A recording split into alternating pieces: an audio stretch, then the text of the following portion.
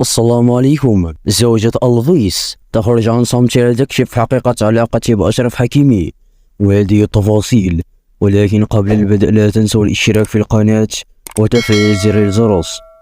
قررت جوانا سانز زوجة اللاعب البرازيلي داني ألفيز الخروج عن صمتها للكشف عن حقيقة علاقتها باللاعب المغربي أشرف حكيمي إثر تداول بعض وسائل الإعلام إسبانيا خبر لقاء بهذا الأخير في ملعب ليلي بالعاصمة الإسبانية مدريد.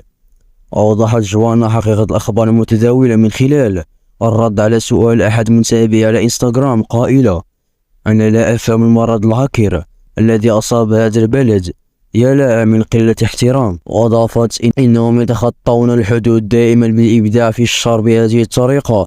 أنا لا أعرفه حكيمي ولم أقابله أبدا في حياتي. تصدر الإشارة أن الصحيفة الإسبانية الشهيرة أليكس كانت سبب في انتشار شائعات لقاء حكيمي بجنان في أحد الملاهي الليلية، حيث نشرت الخبر في البرامج التلفزيونية الإسبانية. وخلقت هذه الشائعة ضجة واسعة عبر مواقع التواصل الاجتماعي، خاصة أن زوج جوانا ألفيس اعتقل في 20 يناير الماضي بتهمة مشابهة لتلك التي اتهم بها حكيمي من قبل فتاة فرنسية زارته في منزله بباريس.